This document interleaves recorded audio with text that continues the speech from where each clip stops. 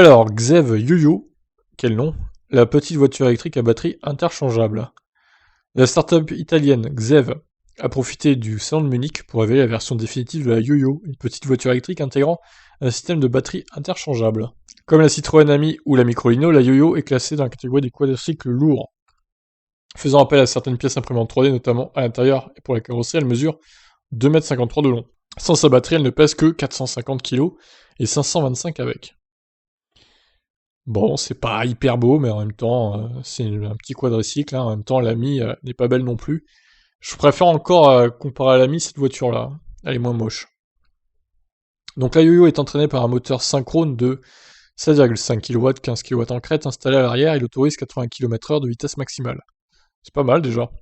Ça peut aller sur les routes du coup. Elle est alimentée par 3 batteries lithium fer phosphate installées à l'arrière. Celle-ci cumule 10,4 kWh de capacité énergétique. Le constructeur revendique 150 km sur une charge. Ça va, c'est correct, hein, vu la batterie embarquée. Si la Yo-Yo pourra être rechargée sur une prise domestique, Xev s'est associé à Eni pour mettre en place un service innovant d'échange de batterie, baptisé Battery Exchange. Le système permet de s'affranchir du temps de charge. Selon les deux partenaires, l'opération pourra être réalisée en quelques minutes. Bon, j'imagine qu'il n'y aura pas de recharge rapide hein, sur cette voiture, c'est évident.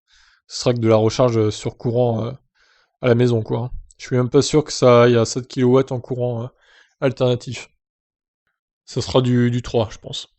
L'accord conclu avec Eni concerne aussi l'autopartage. À compter de 2022, la petite voiture électrique de Xev rejoindra la flotte du service Enjoy, opéré par le fournisseur de carburant italien. Oh là, le prix par contre... ouh là là là là là. Plus cher que ce qui avait été annoncé initialement, la Yo-Yo est annoncée à un prix de 13 900 €. Sa commercialisation sera lancée en premier lieu en Italie, avant de s'étendre à d'autres marchés européens. C'est trop cher. 13 900, mais c'est hors de prix, quoi. Pour une petite voiture comme ça, un quadricycle, mais non. Oh là là, mais franchement, il faut revoir les prix, les gars.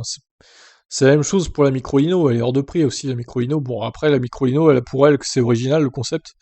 Ça, c'est un truc basique, en fait. Donc, ouais, pour moi, un prix correct, ça aurait dû être 8000, quoi, à peu près.